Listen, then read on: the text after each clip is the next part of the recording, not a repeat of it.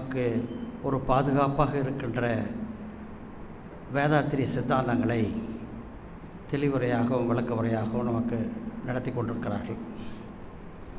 அந்த வகையிலே இன்று நமது மன்றத்தினுடைய மூத்த பேராசிரியர்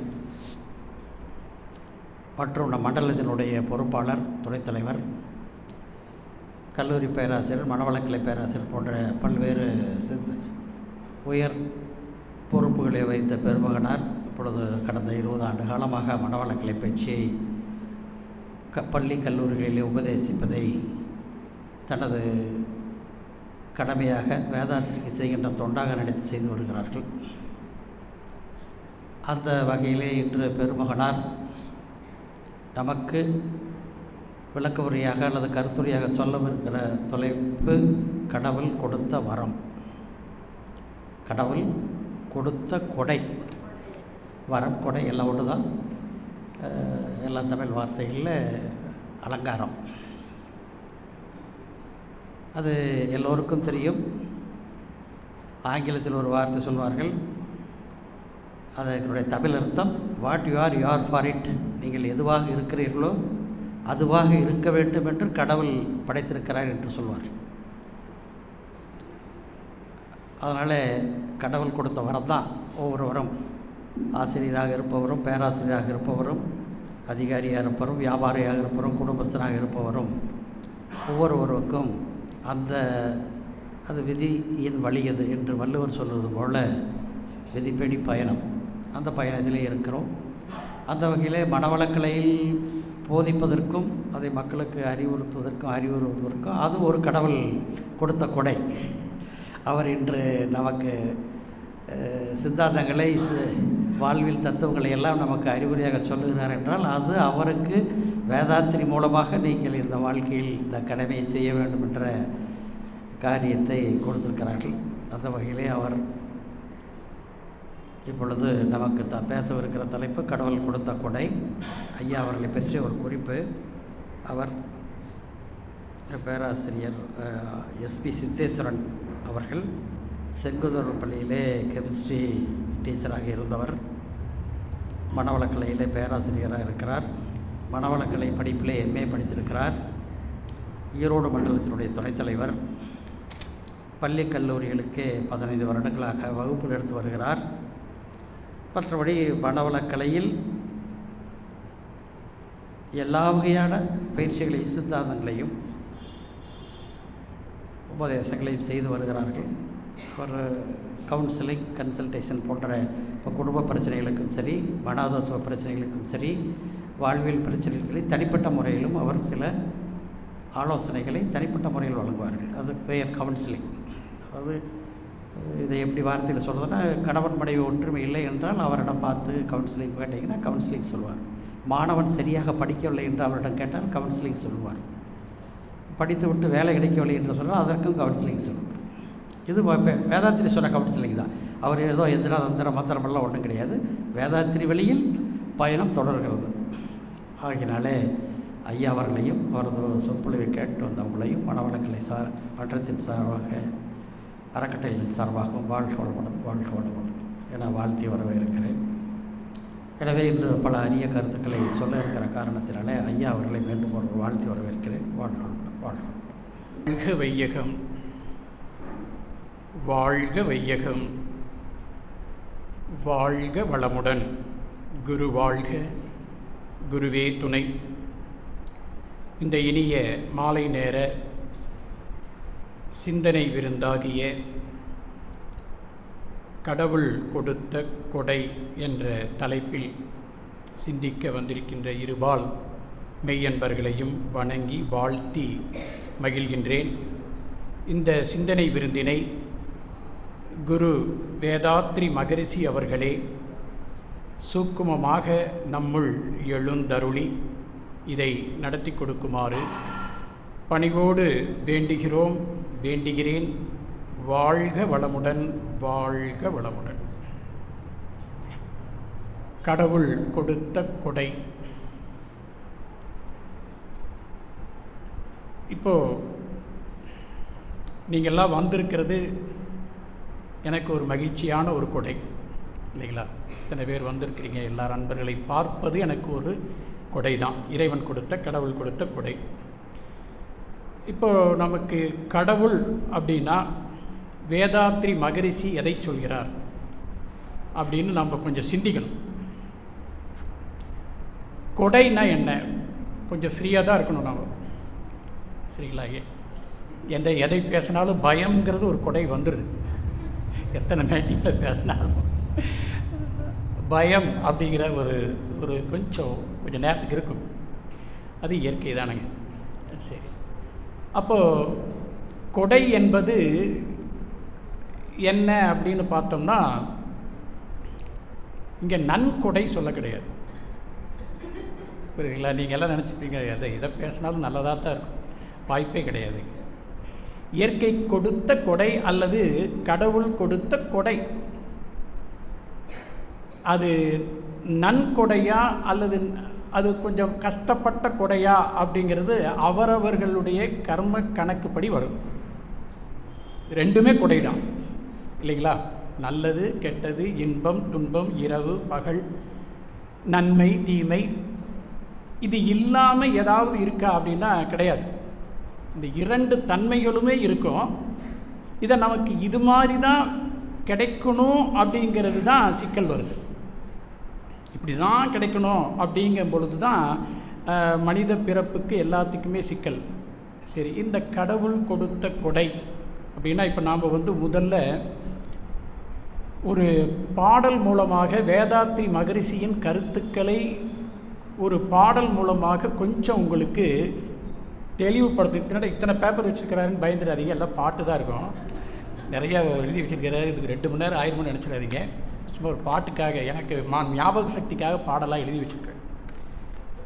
மகரிஷியினுடைய கருத்து தான், இறை வெளியே தன்னிருக்க சூழ்ந்தழுத்தும் ஆற்றல், இதன் திணிவு மடிப்பு வில சுழலும் நுண்பின்னாம், நிறைவெளியில் விண் சுழல நெருக்குகின்ற உரசல், நிலைவெளியில் எழுப்புகின்ற நேரலைகள் காந்தமாம்.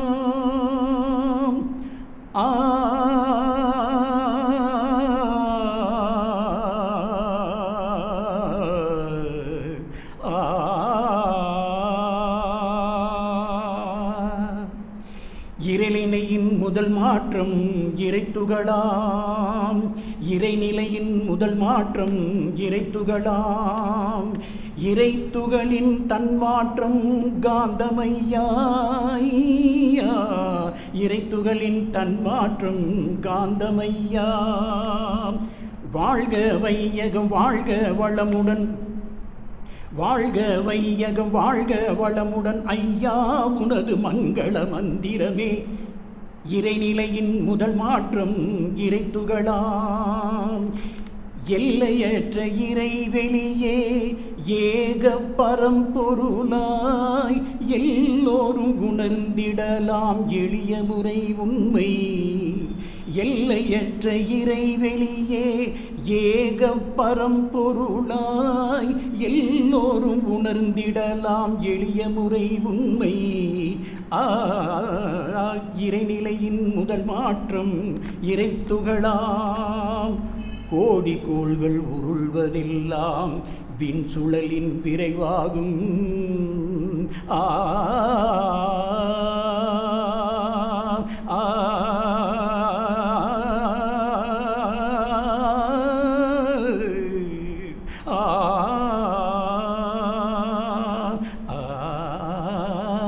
கோடி கோள்கள் சுழல்வதெல்லாம் விண் சுழலின் விரைவாகும். மிக விரைவில் சுற்றுவதோடு இடைவெளியும் காக்கும். மிக விரைவில் சுற்றுவதோடு இடைவெளியும் காக்கும். இறைநிலையின் முதல் மாற்றம் இறைத்துகளாம். எந்த செயலும் மூலம் என்னும் எண்ணத்தால் இன்ப துன்ப காரணமும் அதன் விளைவாகும். எந்த செயலும் மூலம் என்னும் எண்ணத்தால் இன்ப துன்ப காரணமும் அதன் விளைவாலேயாகும். சினம் கவலை எனும் இரண்டும் வாழ்வை சீரழிக்கும் நச்சாகும். சினம் கவலை எனும் இரண்டும் வாழ்வை சீரழிக்கும் நச்சாகும். காண்பதெல்லாம் இறைநிலையின் தன்மாற்றம், கற்பதெல்லாம் செயல் விளைவு உணர்கல்வி. காண்பதெல்லாம் இறைநிலையின் தன்மாற்றம், கற்பதெல்லாம் செயல் விளைவு உணர்கல்வி. உடலுக்கு உடற்பயிற்சி, உயிருக்கு காயகல்பம். உடலுக்கு உடற்பயிற்சி, உயிருக்கு காயகல்பம். இறையது துகளது விண்ணது உயிரது சகலமும் வெளியென்னும் கருணையில் எழுவது. இறையது துகளது விண்ணது உயிரது சகலமும் வெளியென்னும் கருணையில் எழுவது. தவம் செய்வாய் குணநலம் பெறுவாய், இறைநிலை அறிவாய்.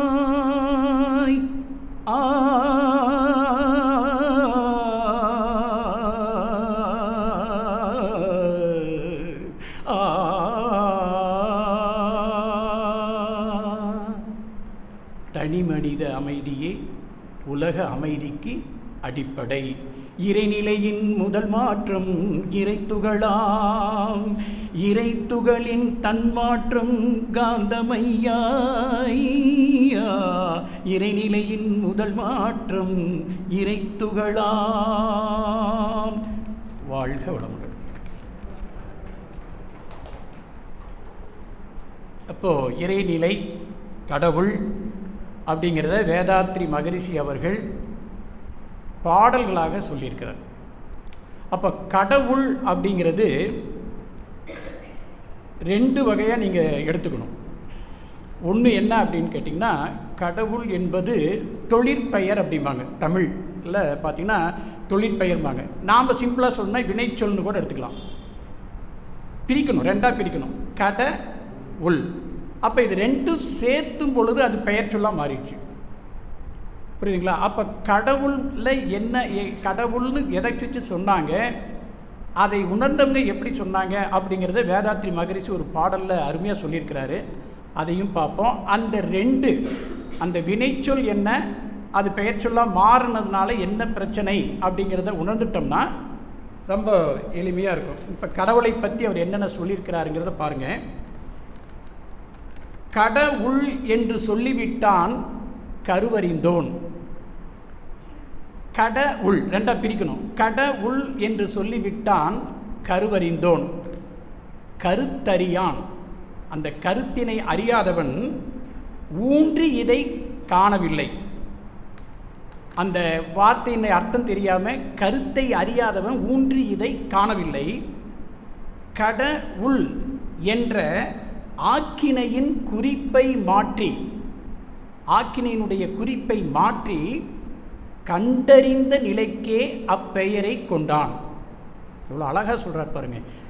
அவன் என்ன கண்டுபிடிச்சானோ அந்த நிலைக்கு அவன் கடவுள்னு பெயரை வச்சுட்டான். கடவுள் என்ற இரண்டு சொற்களையும் கூட்டி, ஒன்றாய் கூட்டி, கடவுள் என்றே சொல்லி சொல்லி வழக்கமாச்சு. கடவுள் என்ற இரண்டு சொற்களை ஒன்றாய் கூட்டி கடவுள் என்றே சொல்லி சொல்லி வழக்கமாச்சு.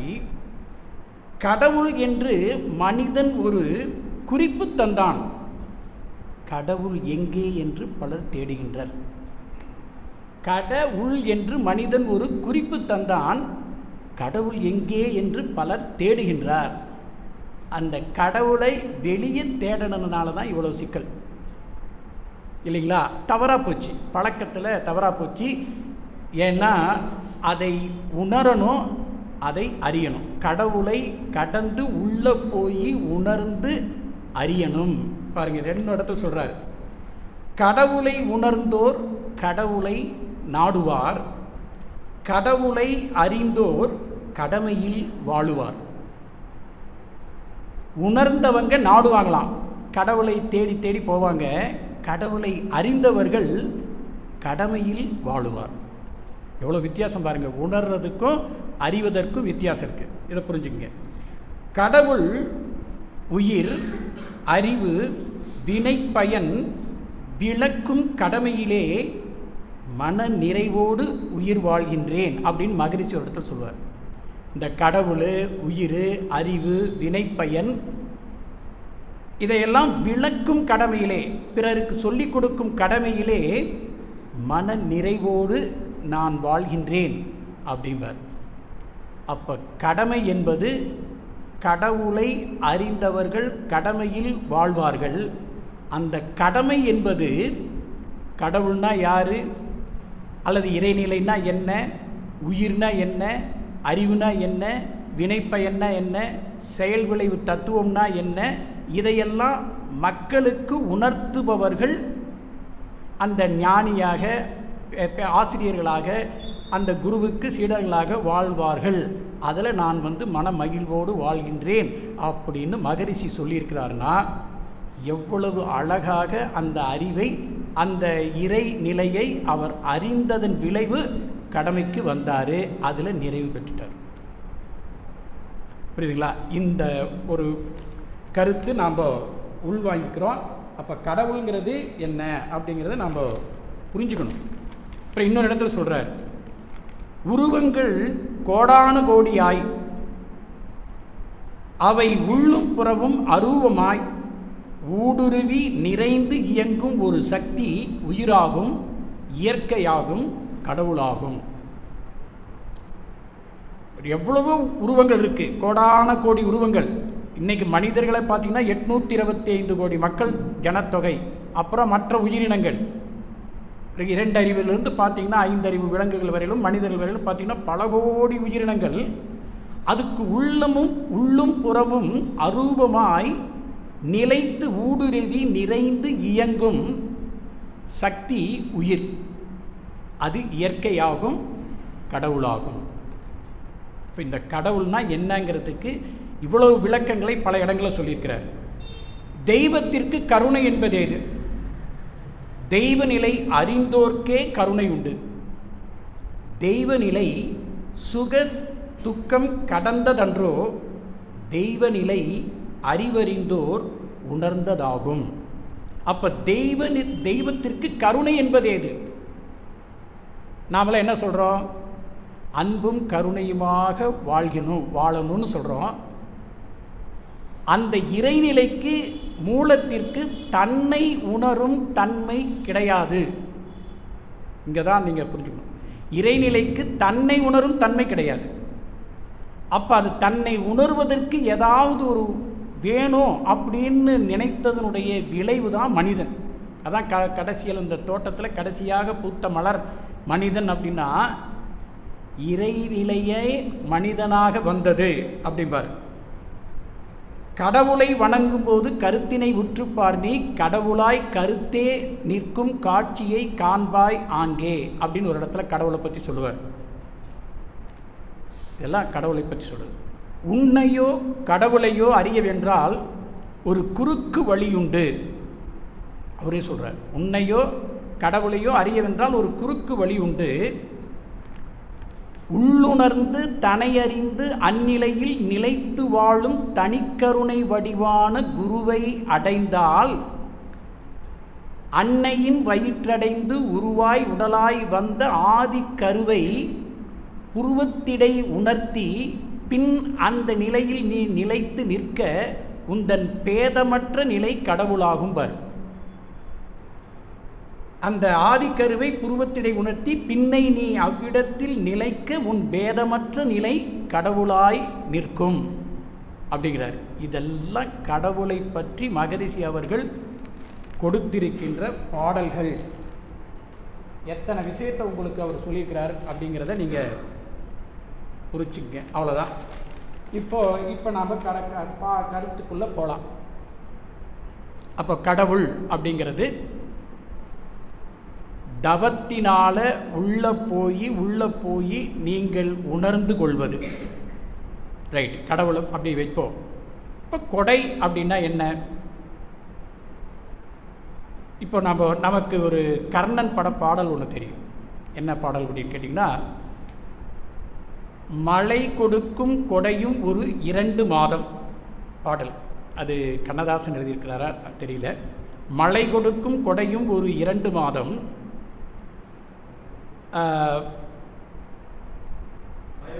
வயல் கொடுக்கும் கொடையும் ஒரு 3 மாதம், பசு வழங்கும் கொடையும் ஒரு 4 மாதம்,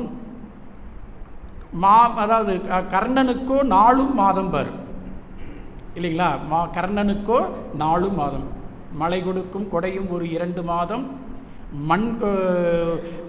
வயல் கொடுக்கும் கொடையும் ஒரு 3 மாதம், பசு வழங்கும் கொடையும் ஒரு 4 மாதம், நம்ம எதுங்கய்யா மாமன்னன் கர்ணனுக்கோர் 4 மாதம் அப்படிம்பார். அப்போ அந்த மனிதனாக வந்த கர்ணனுக்கு 4 மாதம்னா அந்த இறைநிலை அல்லது கடவுள் கொடுத்த கொடைக்கு எத்தனை லட்சம் கோடிகள் அது இருந்திருக்குன்னு யோசனை பாருங்கள். அப்போ எடுத்த உடனே அந்த கொடை, அது வழங்கிய கொடைகள் எத்தனை? அப்போ அந்த இறைநிலை தன்னிருக்க சூழ்ந்தெழுத்து மாற்றலால் உருவாகிய முதல் கொடை இறைத்துகள். புரியுதுங்களா? இறைத்துகள். அந்த இறைத்துகள்கள் சேர்ந்த தொகுப்பு விண்ணு. அழுத்தம் என்ற ஒரு உண்டு, அது விண்ணு. அந்த விண்கள் சேர்ந்தது காற்று. இதெல்லாம் கொடை. இந்த காற்று சேர்ந்தது நெருப்பு. நெருப்பு அந்த மாதிரி தன்மை இன்னும் இறுக்கமாக போகும்போது நீர், இன்னும் இறுக்கமாக போகும்போது நிலம். இதிலிருந்து இந்த தோற்றப்பொருள்கள் அனைத்தினுடைய கொடை தான் நாம் என்னெல்லாம் இந்த கண்களால், மைக்ராஸ்கோப்பால் அல்லது டெலஸ்கோப்பால் பார்க்கறது எல்லாம் இறைவன், இறைநிலை, கடவுள் கொடுத்த கொடை. இதில் ஏதாவது சந்தேகம் இருக்குங்களா? எப்போ கொடுத்தாரு, அவருக்கு உருவம் இருக்குதா, எப்படி கொடுத்தாரு, யாருக்கும் தெரியாது இல்லைங்களா? அதே சமயத்தில் கோள்கள், பல கோடி கோள்கள், அதில் ஒரு மண்டலம், இந்த கோள் மண்டலம், இந்த சூரிய மண்டலத்தில் ஒரு மண்டலத்தில் நாம் இருக்கிறோம். அதில் 9 கோள்கள் சுற்றி வருது. சூரியன், எல்லா கோள்களும் 9 கோள் வரிசையாக சுற்றிட்டு வருது. இத்தனை கோள்களையும் அழகாக சுற்றி கொண்டே இருக்கிற அந்த தன்மை, அதுவும் இறைநிலை கொடுத்த கொடை. இதையெல்லாம் உருவாக்கிட்டு ஓரறிவு தாவரத்தை உருவாக்கி, ஈரறிவு புழுக்களை உருவாக்கி, அதிலிருந்து 3ஆம் அறிவாகிய பூச்சி இனங்கள், 4வது அறிவாகிய பாம்பு போன்ற இனங்கள், 5வது அறிவாகிய அந்த யானை போன்ற காதுள்ள எல்லா உணர்வுகளும் உள்ள 5 புலன்களையும் உள்ள கடைசியாக வந்தது. அதையும் தாண்டி இயற்கைக்கு மீறி மனிதன் வந்தான். ஏன்னா ஒரு விலங்கு 2 குரங்கிலிருந்து சிங்கத்திலிருந்து வந்ததாக சொல்லுவாங்க. அதெல்லாம் ப்ரூஃபெல்லாம் கிடையாது. ஆனால் மனிதன் தோன்றிட்டான். எப்படி தோன்றினான் அப்படின்னா, அது விலங்கிலிருந்து வந்தவன் மனிதன் சிம்பிளாக சொல்லிட்டாங்க. அதுக்கு ஆராய்ச்சியெல்லாம் பண்ணியிருக்கலாம். அவங்க சொன்னதை நம்ம ஏற்றுக்கிறோம். அது இயற்கைக்கு மீறிய ஒரு செயலாக கருதப்படுகிறது. மனிதன் வந்துட்டான். இந்த மனிதனுக்கு சிந்தனை என்ற 6வது அறிவாகிய மனம் என்ற ஒன்றை கொடுத்தான். இதுவும் ஒரு கொடை. ஆனால் இந்த கொடை மட்டும் இருக்குதா அப்படின்னா, அதோடு சேர்ந்து சில கர்ம வினைகளையும் நமக்குள்ளே கொடுத்து விட்டுட்டார். இப்போ அவரவர்கள் கர்ம வினைக்கு தகுந்த மாதிரி அவரவர்கள் வாழ்க்கை அமைப்பு இருக்குது. அதில் நல்லதும் வருது, கெட்டதும் வருது. நல்லதும் நமக்கு கொடை தான். வருகின்ற தீயவைகளும் அல்லது கெடுதல்களும் கஷ்டங்களும் நம்மளுடைய கொடைதான் அப்படின்னு ஏற்றுக்கிற ஒரு மனப்பக்குவம் வந்துருச்சுன்னா, வாழ்க்கையில் இருக்கிற காலத்தை அமைதியாக ஆனந்தமாக அனுபவித்து தள்ளி விட்டுக்கிட்டே போகக்கூடிய வாழ்க்கை தான் கடவுள் கொடுத்த நிரந்தர கொடை.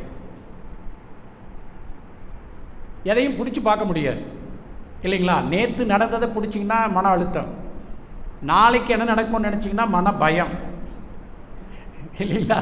இன்னைக்கு கொடுத்த கொடை இந்த வாழ்க்கை அப்படின்னா இதை அனுபவிக்கிறதுக்கு மனசு ஏன் தயங்குது?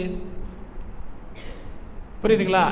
இதுதான் மனசனுடைய மனதை கொடுத்த கொடையினுடைய தன்மை. ஆனால் இயற்கைக்கு, இறைநிலைக்கு அதை பற்றி எந்த கவலையும் கிடையாது. ஏன்னு கேட்டால் அதுக்கு நல்லது கெட்டது இன்பம் துன்பம் எதுவும் தெரியாது, அந்த இறைநிலைக்கு தெரியாது. ஆனால் ஒன்றே ஒன்று தெரியும், செயலுக்கேற்ற விளைவை கொடுக்க தெரியும். அது செயல் செய்யாது, நீங்கள் செய்கிற செயலினால் விளைவாக அது வரும். எது வருங்க? அந்த இறைநிலை என்ற ஒன்று செயலுக்கேற்ற விளைவாக வரும், அது கட்டாயம் வரும்.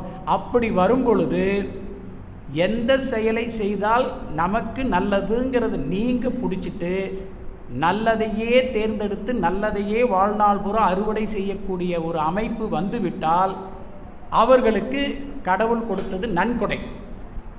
நீங்களா இப்போ நான் கேட்குறோம் இல்லைங்களா, ஏதாவது ஃபங்க்ஷனுக்கு போனோமால் அல்லது ஏதாவது திருமணத்துக்கு போனால் நன்கொடை கொடுக்குறோம், அல்லது மன்றத்தில் கூட நம்ம நன்கொடைன்னு சொல்லி வாங்குகிறோம், வசூலிக்கிறாங்களா இல்லைங்களா? அதுக்கு பேர் நன்கொடைனா நீங்கள் நல்லது செய்கிறீங்க, அதுக்கு பேர் நன்கொடை. அதுபோல் நீங்கள் எல்லாத்தையும், அதுதான் இரண்டொழுக்க பண்பாடு.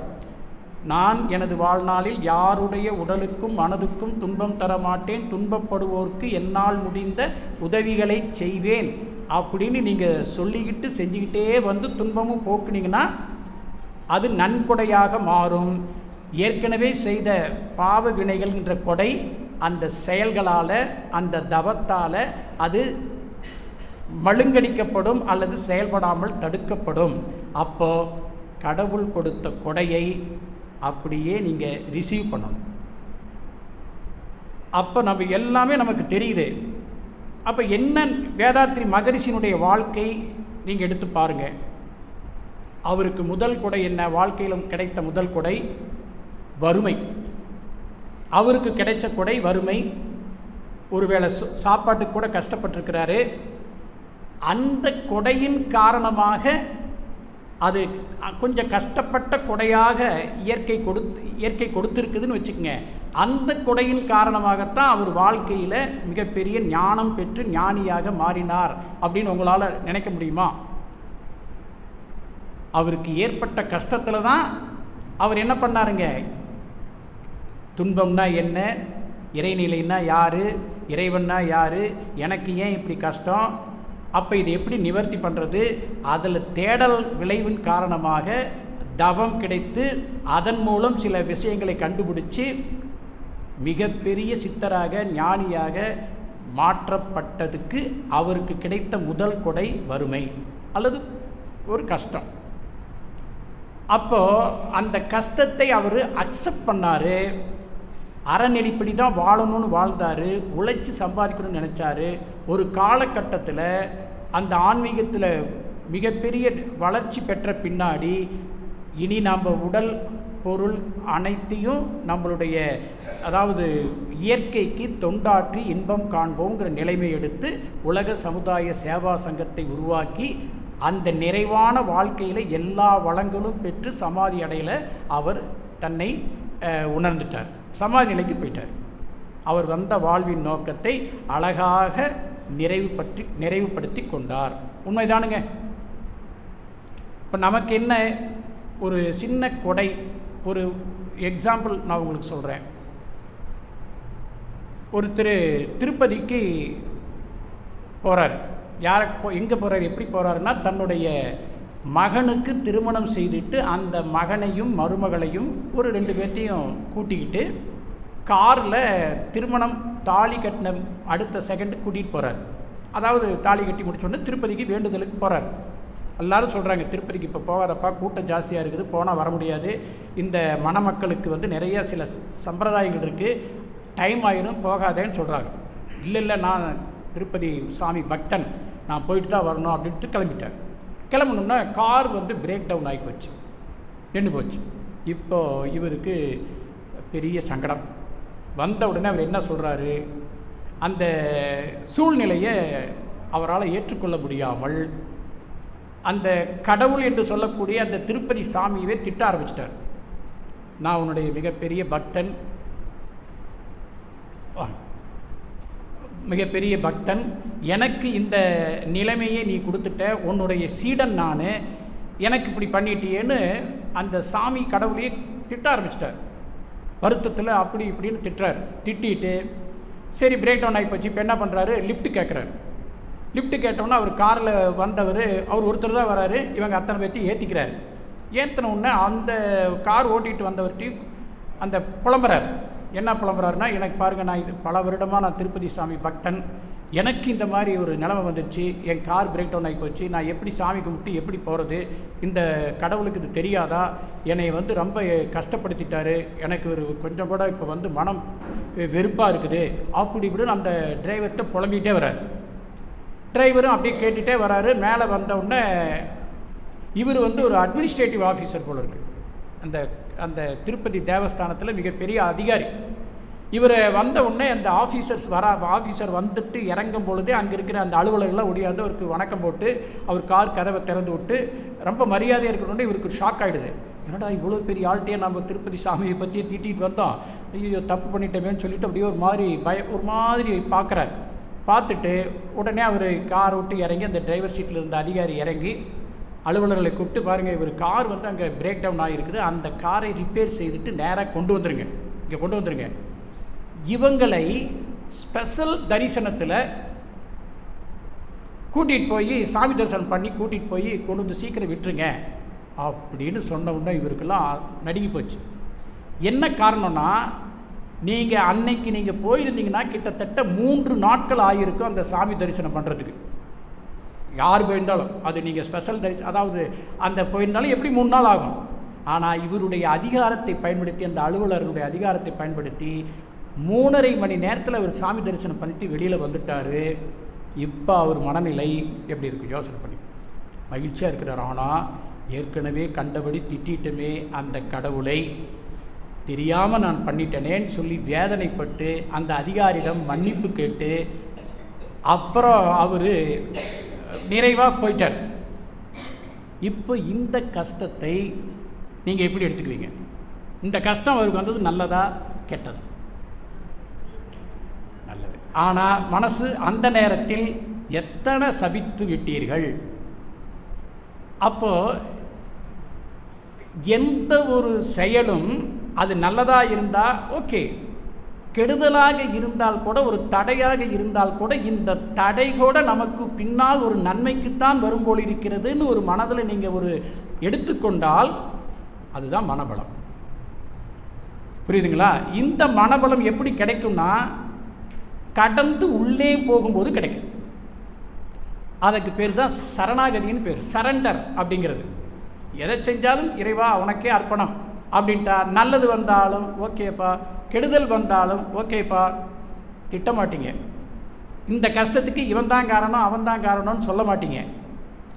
அக்செப்ட் பண்ணிவிட்டு அடுத்தது என்ன அப்படின்னு நீங்கள் பார்த்தீங்கன்னா, டிரைவர் ஒரு ஆள் வராரு, லிஃப்ட் கேட்குறீங்க, போகிறீங்க, அவர் ஏதாவது என்ன ஆச்சுன்னு பிரச்சனை கேட்டால் இந்த மாதிரி ஆகிப்போச்சுன்னு சொல்கிறீங்க. அப்போ ஒரு வாய்ப்பு இருந்தால் நீங்கள் உள்ளே போயிட்டு 1 மணி நேரத்துக்கு வெளியில் வந்துடலாம், இல்லைங்களா? இது நடந்த உண்மை, கற்பனை கிடையாதுங்க.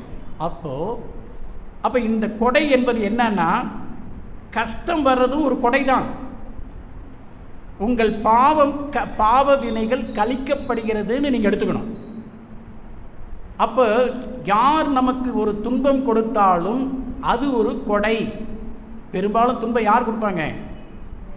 நம்ம குடும்பத்தில் இருக்கிறவங்க கொடுப்பாங்க. கணவன் மனைவிக்கு கொடுப்பான், மனைவி கணவனுக்கு கொடுப்பான், பையன் அம்மாவுக்கு அப்பாவுக்கு கொடுப்பான், அப்பா அம்மா பையனுக்கு கொடுப்பாங்க. இதெல்லாம் எதுக்கு வருதுன்னா, அவங்க கர்ம வினையை அவரவர்கள் மூலமாக கழித்து கொள்கிறார்கள்.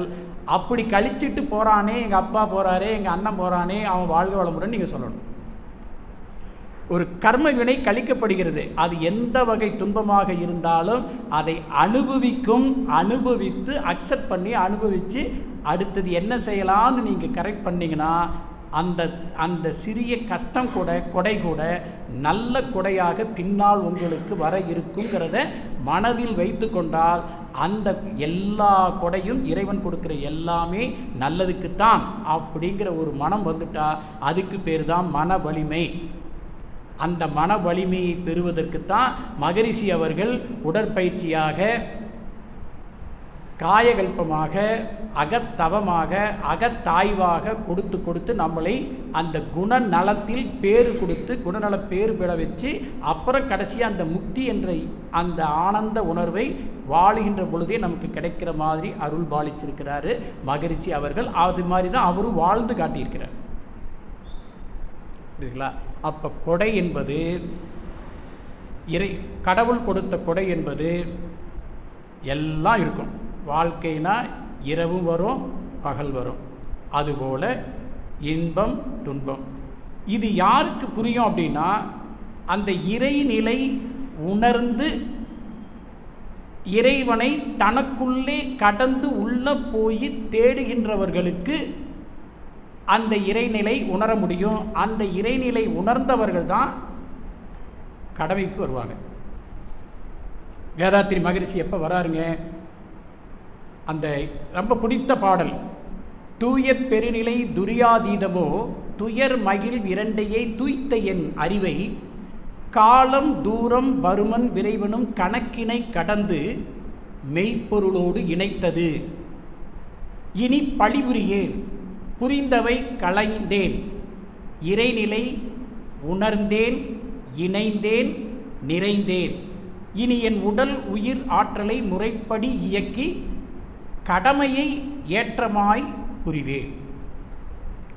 அப்ப இறைநிலை அறிந்த பின்னாடி, இறைநிலை உணரும் போது, அந்த துரியாதீத தவத்தில் இறைநிலை உணர்ந்த போது அவருடைய பாவ வினைகள் எல்லாம் பஸ்பமாக்கி இறைநிலை உணர்ந்து இணைந்த பொழுது அவர் எடுத்த முடிவு கடமையை ஏற்றமாய் புரிவேன் அப்படின்னு சொல்லக்கூடிய வாய்ப்பு என்னன்னா, அந்த கடமை தான் உலக சமுதாய சேவா சங்கத்தை உருவாக்கியது.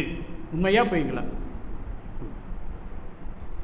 தொழிலில் நஷ்டம் ஏற்பட்டுச்சு, இந்த கடனை நான் அடைத்து விடணும் அப்படின்னு ஒரு சங்கல்பம் வச்சார். கடனை அடைச்சார். அந்த தொழில் நிர்வாகத்தை பூரா தொழிலாளர்களை கொடுத்துட்டு குடிசையில் வந்து உட்காந்துட்டு தான் உலக சமுதாய சேவா சங்கத்தை உருவாக்கினார், இல்லைங்களா? அப்போ அந்த உலக சமுதாய சேவா சங்கத்தை உருவாக்கும் போது குடிசை, அவர் ஜீவசமாதி ஆகும்போது எப்பேற்பட்ட இடத்துல ஜீவசமாதி ஆகிருக்கிறார் பார்த்தீங்களா?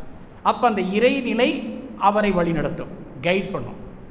அந்த இறைநிலை கைட் பண்ணுவதற்கு அவர் செய்த செயல்கள் என்ன செயல் செய்தார்?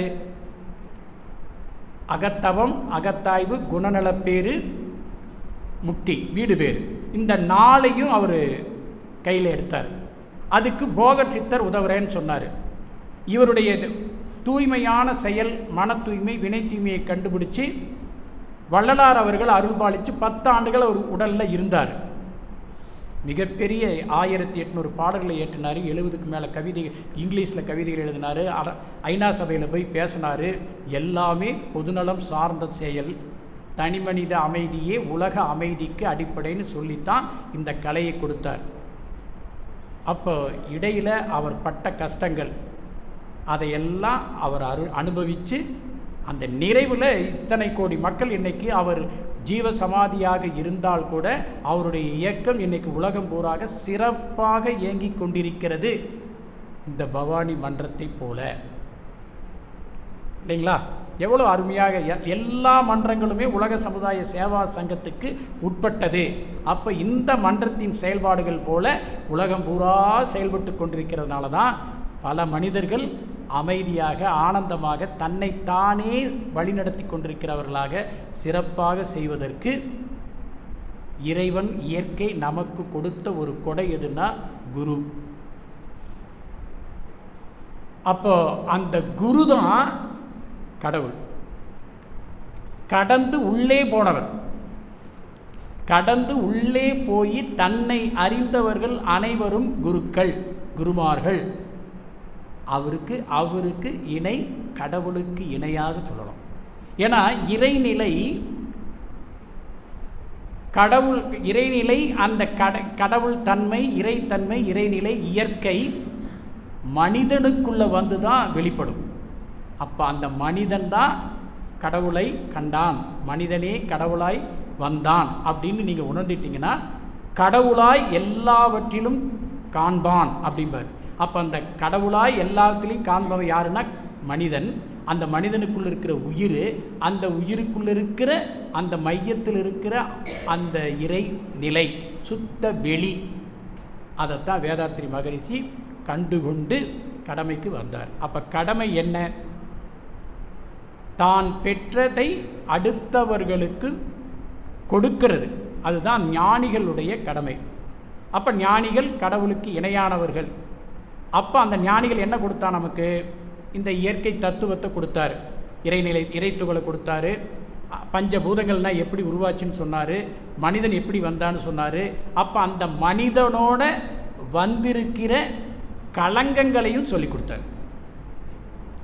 மும்மலம்னு சொல்லக்கூடிய அந்த தன்முனைப்பு, பாவப்பதிவு, புலன் மயக்கத்தை கண்டுபிடிச்சு சொல்லி கொடுத்து, இந்த மூணையும் களங்கத்தை மாற்றி கொண்டால் தெய்வம் கூட்டல் களங்கம் = மனிதன், மனிதன் மைனஸ் களங்கம் = தெய்வம். அப்போ இந்த களங்கத்தை கொடையாக கொடுத்திருக்கிறார்.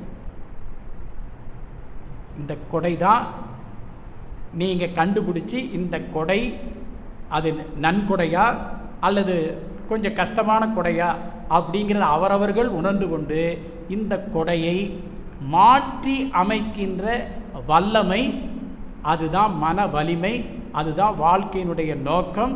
அந்த இறை உணர்வு, இறைநிலை அறிவதற்கு நீங்கள் முயற்சி எடுத்தீங்க அப்படின்னா இந்த களங்கங்களை போக்குறது தான் ஃபஸ்ட்டு ஒர்க்கு. அது ஒரு கொடையாக நமக்கு வந்துருச்சு. கர்ணனுக்கு கவசம் குண்டலம் 2 வந்தது இல்லைங்களா? அந்த 2ஐயும் அவர்கிட்ட தானமாக வாங்கிட்டு போயிட்டாங்க. அது யாருன்னா கண்ணபிரான் அப்படிம்பாங்க. கண்ணனே அவர்கிட்ட வாங்குறார். ஏன்னா அவர் கொஞ்சம் தந்திரசாலி. ஏன்னா இவன் ஜெயிக்கணும், அர்ஜுனன் ஜெயிப்பதற்கு கர்ணன் ஒரு காரணமாக இருக்கிறான்னு அந்த கதையெல்லாம் படிச்சிங்கன்னா கற்பனையெல்லாம் கிடையவே கிடையாது. இது எங்கேயோ நடந்திருக்குது, ராமாயணமும் எங்கேயோ நடந்திருக்குது. ஆனால் இவ்வளவு அத்தனை கேரக்டரையும் பொருத்தி வர்ற மாதிரி ஒரு கதை அமைப்பு அப்படின்னா இதில் நாம் எதை வேணாலும் நீங்கள் எடுத்து வாழ்க்கையில் முன்னேறிட்டு போகணும். எல்லாருக்கும் ஒரு சிறப்பு குணம் இருக்கும். நட்புங்கிற ஒரு குணம் இருக்கும், நன்றி உணர்வுன்னு ஒரு குணம் இருக்கும். அப்போ இதையெல்லாம் நீங்கள் பார்க்கும் பொழுது எந்த செயலை, எந்த இடத்தை நீங்கள் பார்த்தாலும், யாரை பார்த்தாலும், எதை பார்த்தாலும் அந்த வாழ்த்து அப்படிங்கிறத கொடுத்துருக்கிறார் பாருங்க. உங்களுடைய வாழ்க்கை துணையை வாழ்த்தி கடைசியில் எதிரிகளை கூட வாழ்த்துகிற அந்த தன்மை தான் மிக அற்புதமான ஒரு மாற்றத்தை உருவாக்குகின்ற கொடை. அப்போ எல்லாத்தையும் வாழ்த்தும் பொழுது அந்த வாழ்த்து நன்றியாக மாற்றப்படும். அந்த நன்றி உணர்வு தான் வாழ்த்து. எனக்கு கிடைத்த எல்லாத்தையும் நீங்கள் வாழ்த்த அத்தனையும் இந்த பிரபஞ்சம் நன்றியாக அதை பெற்றுக்கொண்டு இந்த பிரபஞ்சம் உங்களுக்கு நன்மையை செய்து கொண்டே இருக்குங்கிறது இந்த செயல் விளைவினுடைய விதி. அது பிரபஞ்ச விதி, இயற்கை விதி. அப்போ நமக்கு அந்த நல்லது அப்படின்னா எதை பார்த்தாலும் நன்றி உணர்வோடு வாழ்த்த பழக வேண்டும். அப்போ எதிரிகள் யாருன்னா அவனும் நமக்கு கிடைத்த ஒரு கொடை. புரியுதுங்களா? எதிரிகள் தான் நமக்கு முதல் கொடை. எதிரி இல்லைன்னா நீங்கள் வாழ்றது கஷ்டம், முன்னேற முடியாது. நல்லா ஞாபகம் வச்சுங்க. ஒரு ஏடிஎம்கே இருக்கணும், ஒரு டிஎம்கே இருக்கணும். அப்போ தான் இவர் மாதிரி அவர் மாதிரி போட்டி போட்டுக்கிட்டே அவரை திட்ட, இவரை திட்ட, அவர் பாவத்தை கழிக்க, இவர் பாவத்தை கழிக்க, யாராவது ஒருத்தர் ஆட்சிக்கு வந்துடுவாங்க. அத்தனையும் புட்டு வைக்கிறாங்க இல்லைங்களா? அப்போ ஏதோ ஒரு நன்மை செய்கிறாரு. சரி, அப்போது எது மட்டம், எது தப்பு, எல்லாம் சரி, பர்ஃபெக்டாக இயங்கி கொண்டிருக்கிறது. வெள்ளம் அதான் சொல்லுவார், மழை வாழ்த்துல ஏரி குளம் ஆறு எல்லாம் நிரம்பி வழிய மாறி அளவாய் பொழிக மக்கள் வளமாய் வாழ்க. வேளச்சேரியில் மழை பொழிஞ்சுன்னா வளமாய் பொழிகன்னு நம்ம சொல்ல முடியுங்களா? எப்படி வெள்ளம் போட்டு எல்லாம் அந்தரத்தில் தொங்குறாங்க. அப்போ அதுக்கு யார் காரணம்? நாம் தான் காரணம். நாம் கொண்டு ஏரியில் வீட்டை கட்டிட்டு, காம்ப்ளெக்ஸை கட்டிட்டு, அந்த தண்ணி போகிற இடத்துல கட்டடத்தை கட்டிட்டு, ஐயோ தண்ணி வந்துச்சுன்னா அந்த தண்ணி எங்கே? வானத்திலே போகுங்க. யோசனை பண்ணி பாருங்க. அப்போது அவனுக்கு அது ஒரு கொடை. எது கொடைன்னா மூழ்கிறது ஒரு கொடை. அப்போ அவன் புத்திசாலித்தனம் என்ன பண்ணணும்? இந்த மாதிரி ஏரிகள் இருக்கிற இடத்துல நான் வீடு கட்ட மாட்டேன்னு முடிவெடுக்கணும். அரசாங்கம் அதுக்கு அந்த மாதிரி இடங்களில் அரசாங்கம் கட்டுறதுக்கு அனுமதி கொடுக்கக்கூடாது. 10 வருஷமாக மழை இல்லை, வெள்ளம் இல்லை, ஓகே. 25வது வருஷம் ஒரு மழை வெள்ளம் வரும்போது மூழ்குங்கிற அந்த அறிவு வேணுமா இல்லைங்களா? அது என்றைக்குமே மழை பெரியாது, வெள்ளமே வராது அப்படின்னு சுனாமியே வராது அப்படின்னு நினச்சிக்கிட்டு கட்டின கட்டடமெல்லாம் எந்தெந்த இடத்துல தவறான இடத்துல கட்டினமோ அத்தனையும் பாதிப்பு ஏற்படும் பொழுது விழிப்புணர்வு என்ன வரணும்? அந்த இறைவன் கொடுத்த வெள்ளம் என்ற கொடை அந்த இடத்த பாதுகாக்குது. அப்போ என்ன உணரணும்? வேதாத்ரி மகரிஷி ஒரு பாட்டு சொல்லுவார், இயற்கை என்ற பேராட்டக்காரனுக்கு எல்லாரும் எடுத்தாடும் காய்கள், அருள்வான் பீத்து எரிவான், பீத்து எரிவான் அருள்வான் பிழையென்று தீர்ப்பளிப்போர் யார் இந்த பேருலகில் அப்படின்னு தான் குடிசையில் உட்கார்ந்து இருக்கும்போது அடித்த புயலை பார்த்து அவர் எழுதிய பாடல். அப்போ எப்படி எடுத்துக்கிறார் பாருங்க, அந்த புயல் வந்து குடிசையவே தூக்கிட்டு போகுது, பயந்துக்கிட்டு இருக்கிற சம்சாரத்துக்கு இவர் பாடுற பாட்டு, அது இயற்கை அப்படித்தான் செய்யும், அது தப்புன்னு சொல்கிறதுக்கு நீ யார் நான் யாருன்னு முடிச்சிடுவார். எவ்வளோ மன வலிமை இருக்கணும் ஃபேஸ் பண்ணி நினச்சி பாருங்கள். நம்ம சமகாலத்தில் வாழ்ந்த ஒரு மனிதர் தானே, தாயின் வயிற்றில் அவரும் நம்மளை போல பிறந்த மனிதர். அவர் மட்டும் எப்படி அந்த உன்னத உணர்வை அடைஞ்சார் அப்படின்னா, தவத்தின் மூலமாக இறைநிலையை உணர்ந்தார். அதனால் அவருக்கு அந்த உள்ளம் பக்குவப்பட்டுருச்சு. எது நடந்தாலும் நன்மைக்கேன்னு எடுத்துக்கிட்டாரு, அக்செப்ட் பண்ணார், வாழ்க்கை நிறைவாக வாழ்ந்தார், பல ஆயிரம் கோடி மக்களுக்கு தொண்டு செய்து இன்பம் கண்டார். அப்போது இந்த வாழ்க்கையை வாழ்வதற்கு நமக்கும் வாய்ப்பு இருக்குது. அவர் பாருங்கள், அந்த தவத்தை பற்றி பெருமையாக சொல்லும் பொழுது, தவம்தான், வேறு ஒன்றும் கிடையாது. தவத்தின் மூலமாகத்தான் உங்களுடைய மன வலிமையை பெற்றுக்கொண்டு எது கிடைச்சாலும் அக்செப்ட் பண்ணுற ஒரு தன்மை தான் மன வலிமை. இந்த மன வலிமை இருக்கிறவனுக்கு மன அழுத்தங்கிறது வரவே வராது. அவன் எதை பார்த்தாலும் okay, take it easy, okay accept, okay அடுத்தது என்னப்பா அப்படிமா, புரியுதுங்களா? அந்த மாதிரி ஒரு மனநிலை வலிமை இருந்தது அப்படின்னா அவர்கள் வாழ்க்கையில் எதை செய்தாலும் சக்ஸஸ் பண்ணுவாங்க, அமைதியாக இருப்பாங்க, ஆனந்தமாக இருப்பாங்க, எது வந்தாலும் ஓகே அப்படிங்கிற அந்த மனநிலை தான் ஏற்றுக்கொள்ளும். அந்த மனநிலை இருக்கிறவங்க இறைவன் அல்லது கடவுள் அல்லது இயற்கை எதை கொடுத்தாலும் அது நன்கொடையாக ஏற்றுக்கொள்வார்கள். அதைத்தான் பாடுறாரு, இன்ப ஊற்றென நிறைந்த இறைவா எனும் போதினிலே ஏற்படும் ஓர் இன்பம் அதை எவ்வாறு சொல்வேன், நன்மை தரும் நவகோள்கள் நட்சத்திர கூட்டம் நான் அகத்தே காணுகின்றேன் நடனமாடும் காட்சியாய், உன் பெரிய பேரியக்க ஓமையற்ற ஆற்றலால் உலகங்கள் அத்தனையும் உருளுதே ஓர் கொத்துபோல் தன்மயமாய் தானதுவாய் தவறிடாது இயக்கும் உன் தன்மையினை என்ன என்ன தவம் அது ஆனந்தமே. அப்போ எல்லாத்தையும் தாண்டி போய் அந்த இயற்கையை உணரும் பொழுது, தவத்தால் உணரும் பொழுது அவர் ஏற்பட்ட அந்த இன்ப ஊற்று, அந்த இன்பம் ஊற்றாக பெறுகிறதுக்கு அந்த தவம் ஒரு காரணமாக இருக்குதுன்னு தான் பஞ்சபூத நவகிரக தவத்தை அவர் வழங்கினார். அது கொடை. எதுக்கு கொடை?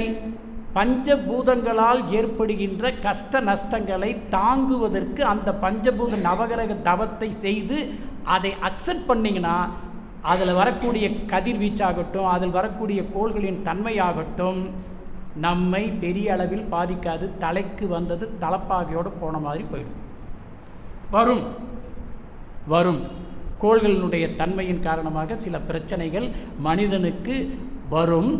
அதை தாங்கும் அமைப்பு, மன அமைப்பு இல்லாதவர்கள் அதில் பாதிக்கப்படுவார்கள். தாங்கும் கெப்பாசிட்டி இருக்கிறவங்க, தவத்தின் மூலம் தாங்கும் கெப்பாசிட்டியை பெற்றவர்கள் தலைக்கு வந்து தலைப்பாகையோடு போச்சுட்டு போயிட்டே இருப்பாங்க. யாரும் இப்போ பாருங்க, வரப்போகுது சனிப்பயிற்சி, மார்ச் மாதம் ராகு கேது பயிற்சி, அது ஒரு 10 நாளில் வருது. அப்புறம் என்ன பரிவர்த்தனை, குருவும் சனியும் பரிவர்த்தனை ஏதோ பண்ணுதாமா, சுக்கிரனும் குருவும் சனி பரிவர்த்தனை பண்ணுது. இதையெல்லாம் ஒரு ஜோதிடர் சொன்னாலும் எத்தனை பேர் அப்படியே அப்செட் ஆகிடுவாங்க தெரியுங்களா? அது 7:30 அப்படின்னா போதும், அவ்வளோதான். போய் உட்காந்து ஒரு மூலையில் போய் படுத்துருவாங்க. சார் 7:30 வருஷத்துக்கு எனக்கு எதையும் செஞ்சிடாதீங்க சார், நான் எந்த வேலையும் செய்யக்கூடாதுன்னு சொல்லிட்டார் ஜோதிடர். வாழ்க்கை முடிஞ்சு போச்சுங்களா? இப்போ ஒருத்தருக்கு 60 வயசு ஆகுதுன்னா அவர் எத்தனை 7:30 கிராஸ் பண்ணி வந்திருப்பார், புரியுதுங்களா? இயற்கையாகவே நீங்கள் அது ஒரு கொடை தானே. எது கொடைங்க? நம்ம பிறக்கும்போது இருந்த ஜாதகத்தின் அமைப்புக்கு ஏற்ற மாதிரி நம்ம கோள்கள் பக்கத்தில் வந்தால் சில விஷயங்கள், தள்ளி போச்சுன்னா சில விஷயங்கள், பக்கத்தில் வரும்போது நன்மைனா, அதே தள்ளி போகும்போது ஒரு கஷ்டம் வந்ததுன்னா அதை ஏன் நீங்கள் கொடையாக எடுக்க முடியாது? எடுத்து தான் ஆகணும். அதனுடைய தன்மையை அது காட்டியே தீரும். உடலில் சில ரசாயன மாற்றங்களை அது கொடுத்துத்தான் தீரும். அப்போ அந்த ரசாயன மாற்றத்தை ஏற்றுக்கொள்வதற்கு உடலில் ஆரோக்கியம், மனதில் ஆரோக்கியம் இருக்கணும்னா உடற்பயிற்சி செய்ய, தவம் பண்ணு, காயகல்பம் பண்ணு, நல்ல எண்ணங்களை கொடுத்துக்கிட்டே வா. ஒன்றும் பண்ணாது. என்ன காரணம்னா, நீங்கள் அந்த கோள்களின் தன்மை வரும்போது ரசாயன மாற்றம் ஏற்படுத்தும் பொழுது அது சில உடலில் இருக்கக்கூடிய ஜீவகாந்த தன்மையை கொஞ்சம் கெடுக்கும் பொழுது, மனம் சோர்வடையும் பொழுது தவறான முடிவை எடுப்பான். அந்த ஜீவகாந்த சக்தி குறையும். அப்போ ஜீவகாந்த சக்தி குறைஞ்சதுன்னா அவன் தப்பாக முடிவெடுத்து தவறான செயல் பண்ணி ஒன்று உடலை கஷ்டப்படுத்திக்குவான், இல்லை மனசை கஷ்டப்படுத்திட்டு நோயாளியாக மாறுவான். அது வராமல் இருக்கணும்னா இந்த பயிற்சிகளை செய்து நீ இந்த ஜீவகாந்தத்தை பெருக்கிக் கொண்டே இருந்தால் அது தலைக்கு வந்து தலைப்பாகையோட பட்டு டப்புன்னு போயிடுச்சுன்னா அந்த காலம் முடிந்தது. அடுத்த காலம் சிறப்பாக வரும் பொழுது அக்செப்ட் பண்ணி ஏற்றுக்கொண்டு சந்தோஷமாக இருக்க வேண்டியது. அப்போ இதெல்லாம் உணர்ந்து தான் பயிற்சி கொடுத்துருக்கிறாரு. நீங்கள் எதை பற்றியும் கடவுள் கொடுத்த கொடை எதை பற்றி நீங்கள் கவலைப்படக்கூடாது. எது வந்தாலும் பயிற்சி இருக்குது. என்ன பயிற்சி? உடற்பயிற்சி ஒழுங்காக பண்ணு, உடல் ஆரோக்கியமாக இருக்கும். அவன் உடலில் தானே நோய் வரும்பா. அப்போ இதய கோளாறு வருது. எதனால் இதய கோளாறு வருது? தீய குணங்கள் இருந்தால் இதயம் கெட்டு போயிடும்.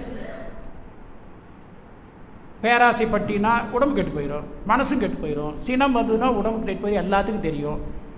அப்புறம் கடும் பற்று வச்சு எல்லாம் எனக்கு தான் வேணும்னு கடும் பற்று வச்சாலும் உடம்பு கெட்டு போயிடும். பேராசை, சினம், கடும்பற்று, முறையற்ற பால் கவர்ச்சி இருந்தால் வாழ்க்கையே கெட்டு போயிடும். எல்லாம் போச்சு. உயர்வு தாழ்வு மனப்பான்மை இருந்தாலும் பயங்கர பாதிப்பு. வஞ்சம் வச்சிருந்தாலும் பயங்கர பாதிப்பு. இந்த 6ம் இயற்கை கொடுத்த கொடை தான். இந்த 6 இல்லாத மனிதர்கள் இருக்க முடியுங்களா?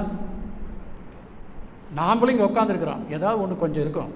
சுத்தமாக ஆயிடுச்சுன்னா நீங்கள் யாரும் வரமாட்டீங்க, ஞானி ஆகிடுவீங்க, அங்கேயே செட்டில் ஆகிடுவீங்க. இப்போ நான் பேசி சில குறைகளையே நான் தள்ளிட்டு போயிடும் இல்லைங்களா? சிந்திக்கிறோம் இல்லைங்களா? எதை சிந்திக்கிறோம்? எந்த குணமாவது ஒரு குணம் இருந்ததுன்னா இதை எப்படா நிவர்த்தி பண்ணுறது அப்படின்னு ஏதாவது ஒரு பாயிண்ட்டு, ஏதாவது ஒரு பேராசிரியர் எங்கேயாவது ஒரு சின்ன ஒரு மணி நேரம் உரையில் ஒரு 2 செகண்ட் எதையாவது பேசுவாங்க, பிடிச்சிக்கும். கப்புன்னு பிடிக்கும். அட்டட்டா, இதைத்தாண்டா எதிர்பார்த்த இவர் கொடுத்துட்டாருன்னு அப்படி மன மகிழ்ச்சியாக இருக்குது. காரணம் என்னென்னா, என்னிடம் இருக்கிற குறையை அவர் சுட்டி காட்டி இதுதான் காரணம்னு சொல்லிட்டாருன்னா மனசு அப்பயே லைட் ஆகிடும். அதுக்கு தான் சத்சங்கங்கள் கேட்குறது. எத்தனை சத்சங்கங்கள் கேட்டாலும் தப்பு கிடையாது. மனம் அப்படியே பில்டப் ஆகிட்டே இருக்கும், நல்ல உணர்வுகள் கிடைச்சிக்கிட்டே இருக்கும். அப்போ என்னாகும்? ஒரு காலகட்டத்தில் அந்த 6 தீய குணங்களும் 100% நம்மை விட்டு போயிடுச்சுன்னா அந்த நேரத்தில் உங்களுக்கு உற்பத்தியாவது தான் கருணை.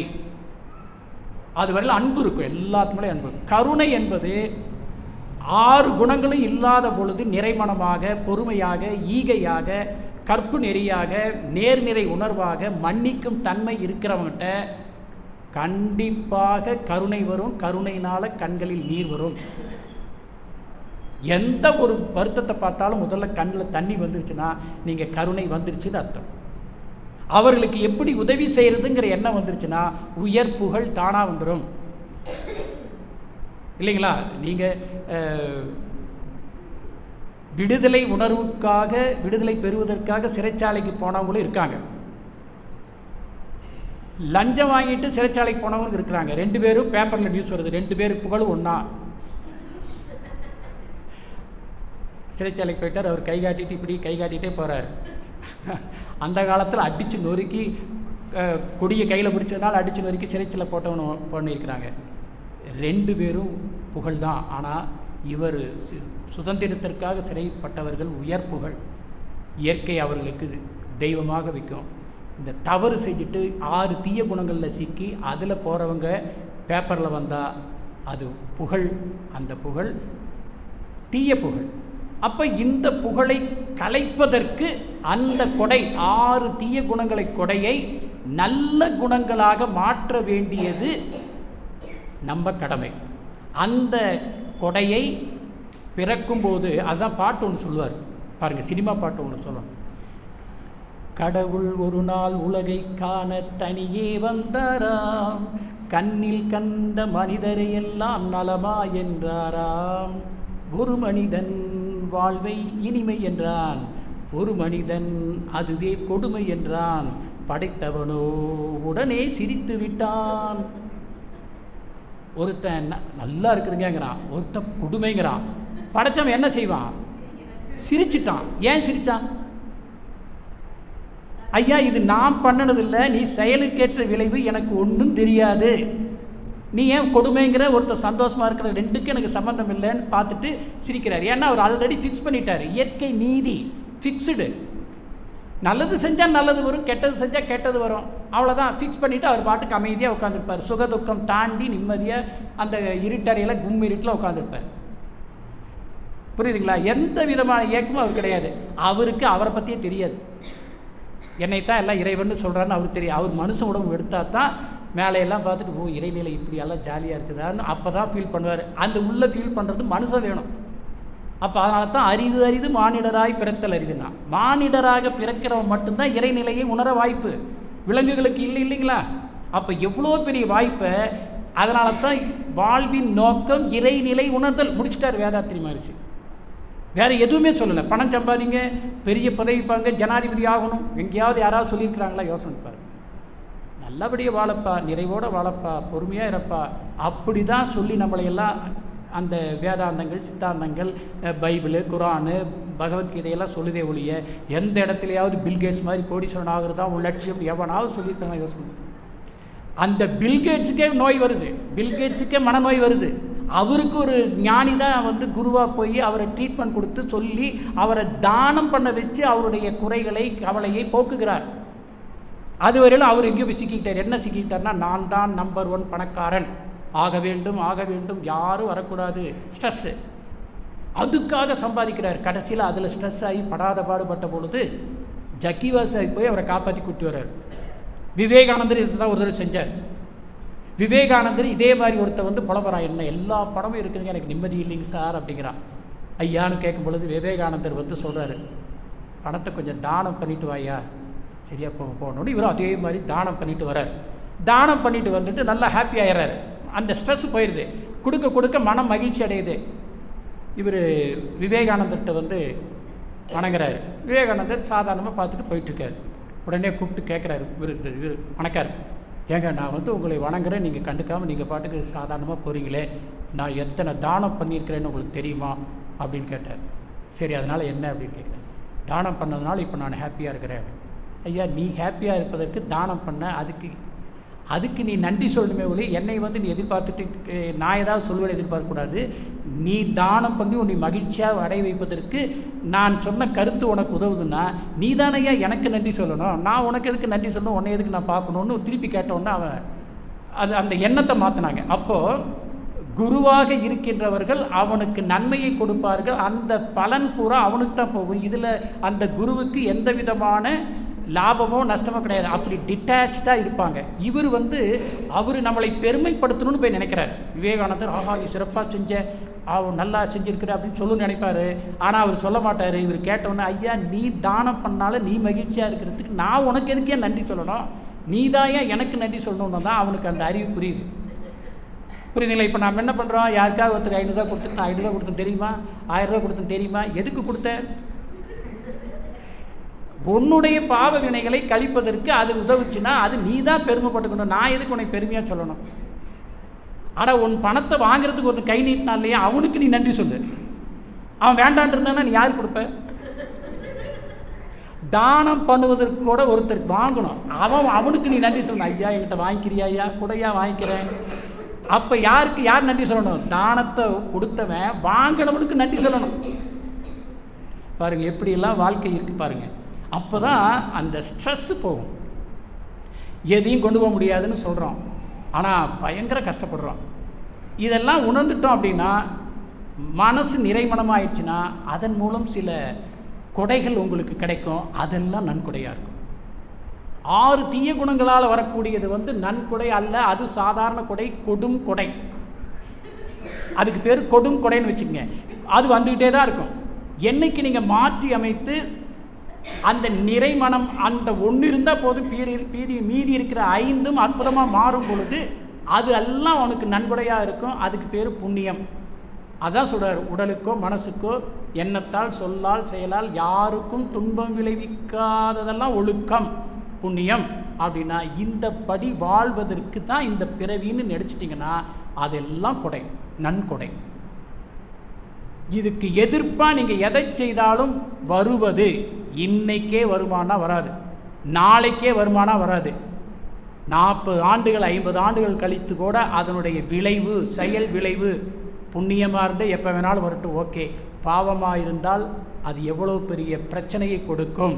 ஆனால் இந்த ஜென்மத்தில் வரலைனாலும் அடுத்த பிறவியில் தொடர்ந்தால் எவ்வளவு வேதனை இருக்கும் யோசனை பண்ணி பாருங்கள்.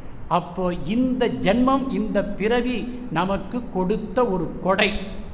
அந்த கொடை கடந்த காலத்தினுடைய வாழ்க்கை வரலாறில் இருக்கக்கூடிய பிரச்சனைகளையும் சால்வ் பண்ணிக்கலாம், எதிர்காலத்துக்கு நீங்கள் புண்ணியமாகவும் செய்து கொள்ளலாம்.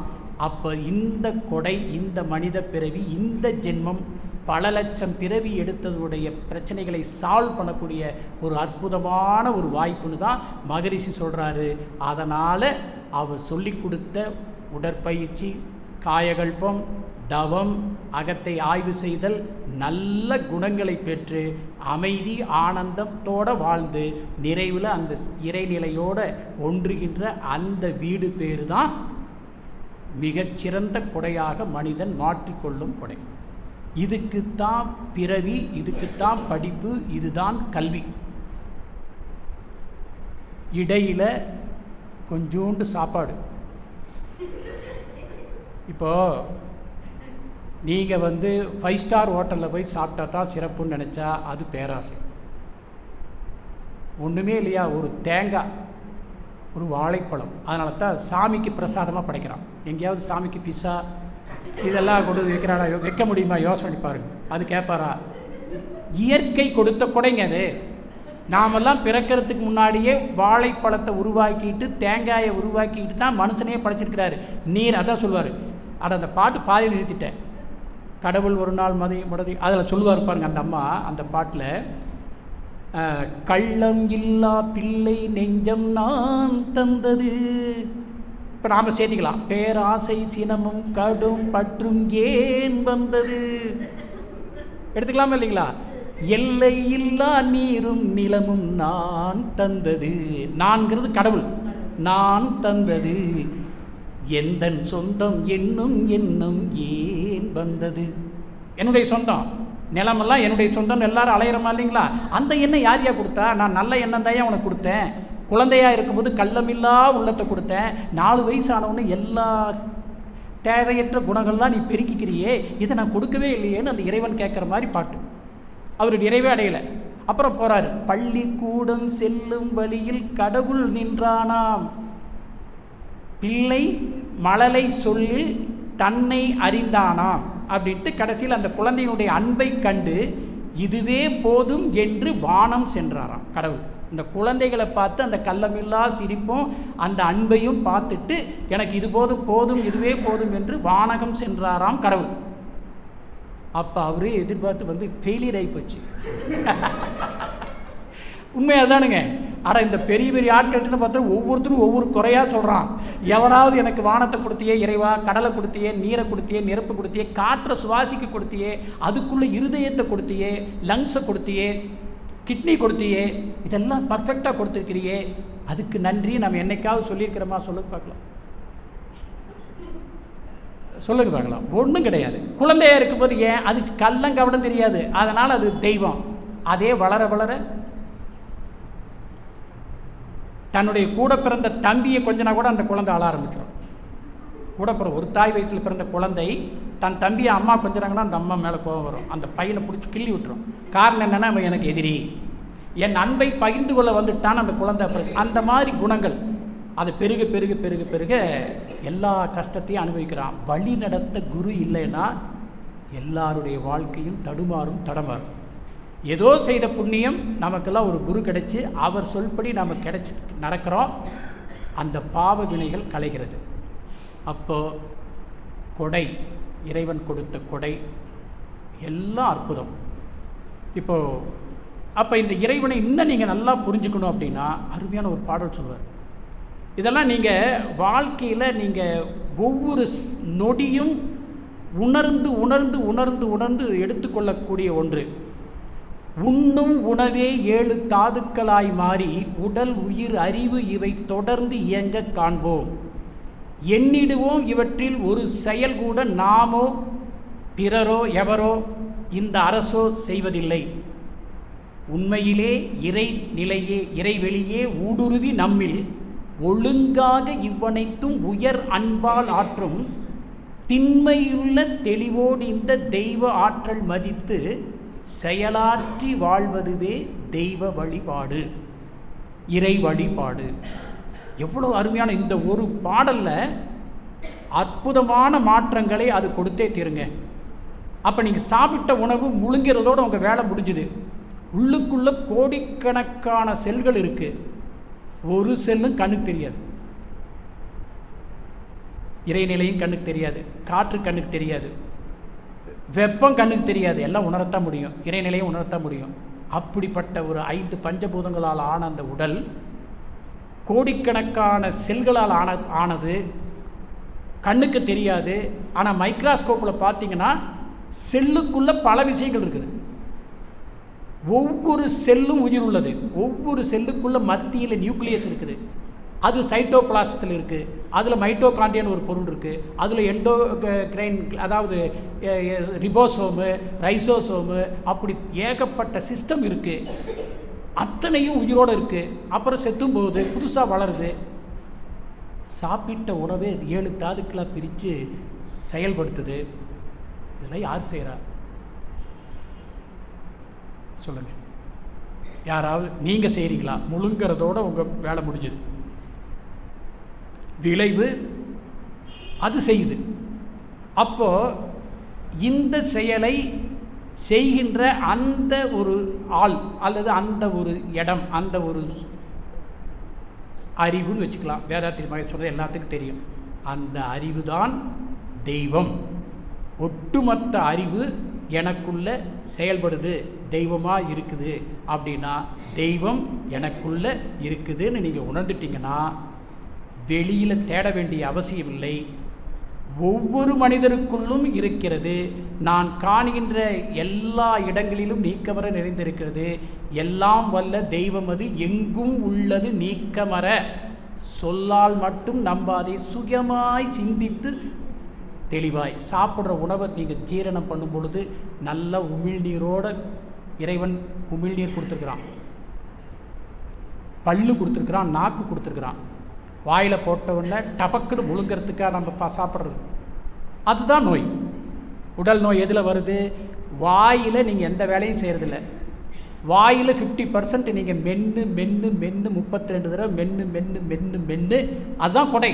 நாக்கு ஒரு கொடை, பற்கள் ஒரு கொடை, அதில் உமிழ்நீர் ஒரு கொடை. எச்சில் துப்பவே கூடாது, அத்தனையும் அமிழ்தம்.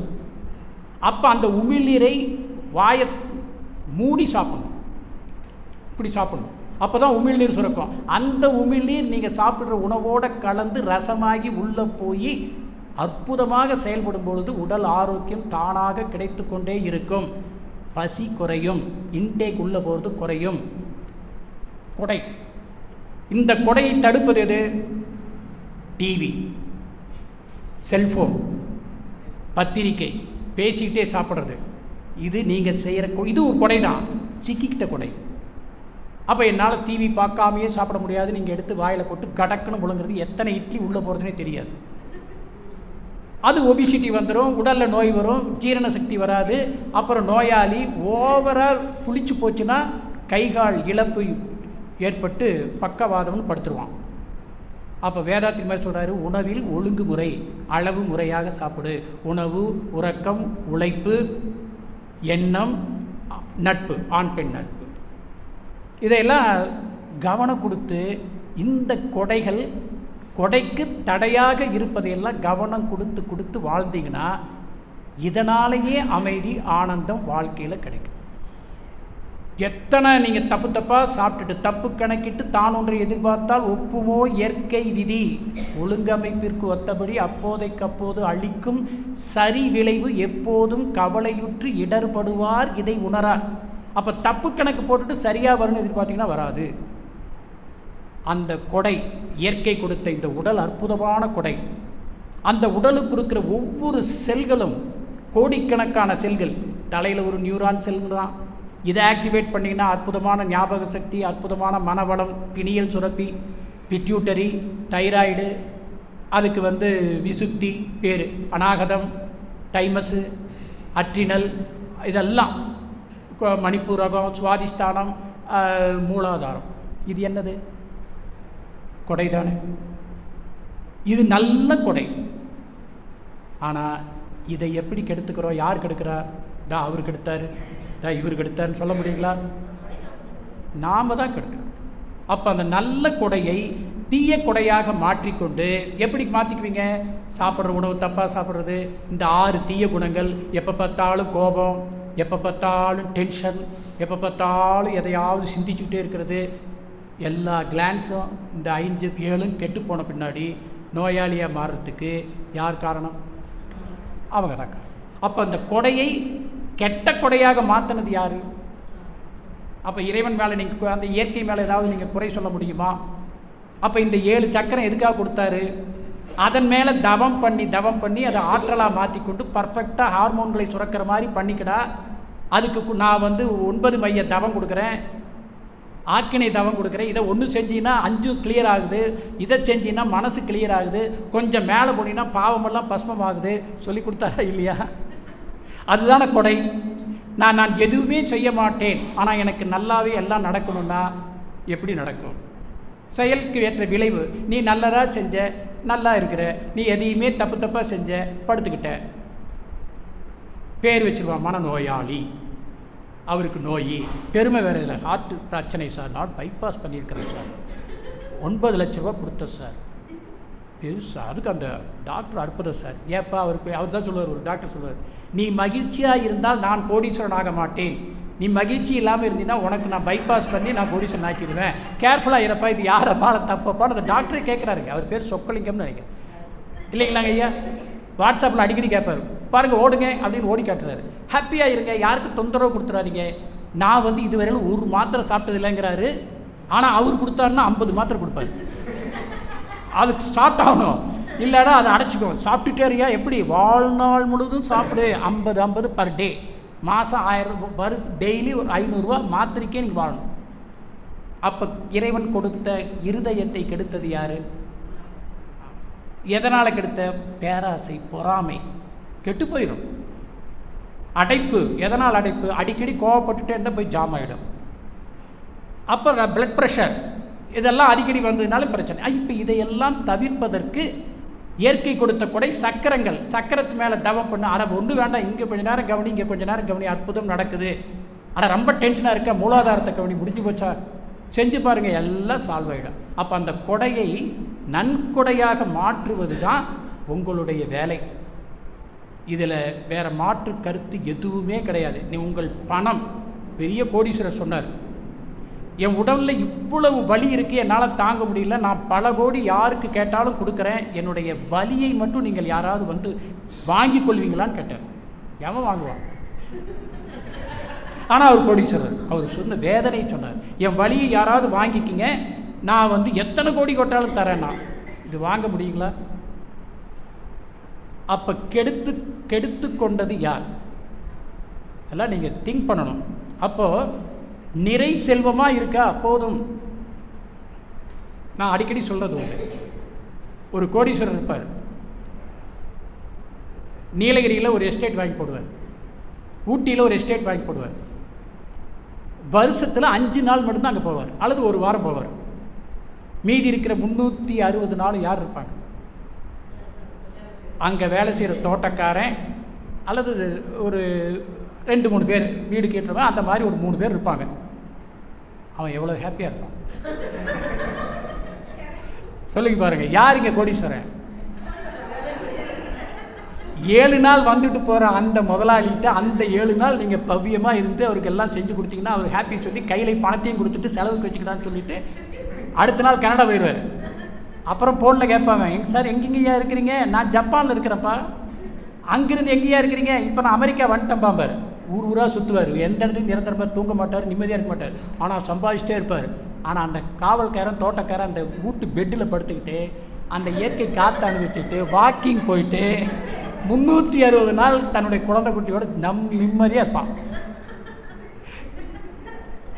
அதை காப்பாற்றுறதுக்காக அவன் அருமையாக வாழ்வான். இவர் எல்லாத்தையும் அங்கங்கே வாங்கி போட்டு எந்த இடத்துலையும் நிம்மதி இல்லாமல் கடைசியில் இதுக்கப்பா இந்த வாழ்க்கை சலிப்பில்லாத ஆனந்தண்டா சாமி, இதை நான் பெற்றுக்கவே கூடாதுடான்னு சொல்லி யாராவது வந்து வாங்கிக்குவீங்களான்னு கேட்டால் எவன் வந்து வாங்க. உடலை கெடுத்துக்கிறது தன் செயல் மூலமாக ஒரு இடத்துல நிம்மதி இல்லாமல் இந்த வாழ்வின் நோக்கம் எதுன்னு தெரியாமல் போகிறது. அதனால தான் இனிது இன்பம் எதுலன்னா வாழ்வின் நோக்கத்தை எவன் ஒருவன் சரியாக புரிந்து கொள்கிறானோ அவன்தான் இன்பம் அடைவான். அப்படிங்கிறத இன்பம்ங்கிற தலைப்பில் வேதாத்திரி மகரிஷி ஒரு பாடல் எழுதியிருப்பார். ரொம்ப கேர்ஃபுல்லாக இருக்கணுங்க. எதாக இருந்தாலும் நிறை மனம் போதும். நிறைய சம்பாதிக்கணுங்கிறது இல்லை. ஏதோ நம்ம குழந்தை குட்டிகளுக்கு சேர்த்து வைக்கலாம். என்னுடைய பேரன், என் கொள்ளு பேரன், அதனுடைய பேரன், அவனுடைய பேரான்னு எதுக்காக செய்யும்? நிம்மதி இருக்குங்களா? பைசாக்கு இருக்காது.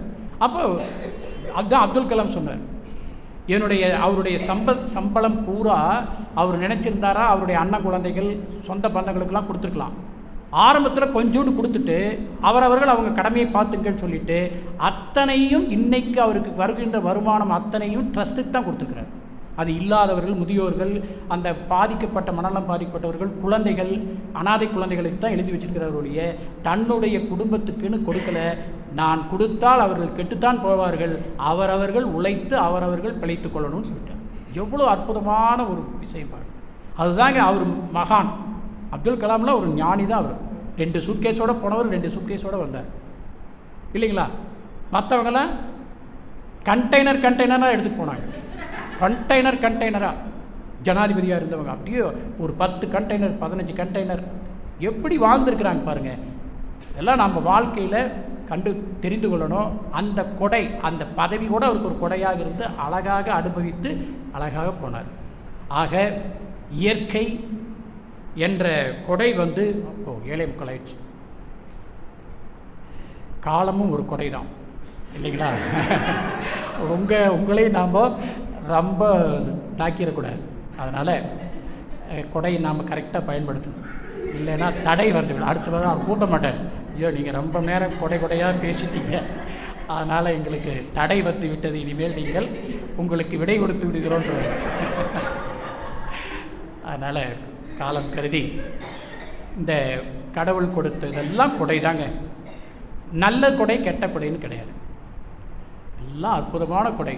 அதை பயன்படுத்துறதுல உங்கள் அறிவை கொண்டு, அந்த அறிவுங்கிறது அந்த தெய்வமே நமக்குள்ள அறிவாக இருக்கிறனால அதை அழகாக மகரிஷி கொடுத்த பயிற்சிகள் மூலமாக எல்லா கொடைகளும், அது நல்லதாக இருந்தாலும் கெட்டதாக இருந்தாலும் நல்லதாகவே மாற்றியமைக்கிற தன்மை, வாய்ப்பு இயற்கை என்ற இறைநிலை நமக்கு கொடுத்துருக்குது.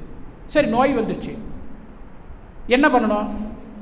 சாப்பிடாமல் பட்டினி கிடந்தா போதும். ஒரு 2 நாளைக்கு வெறும் தண்ணி மட்டும் குடிச்சு பாருங்கள், எல்லாம் சரியாகும்.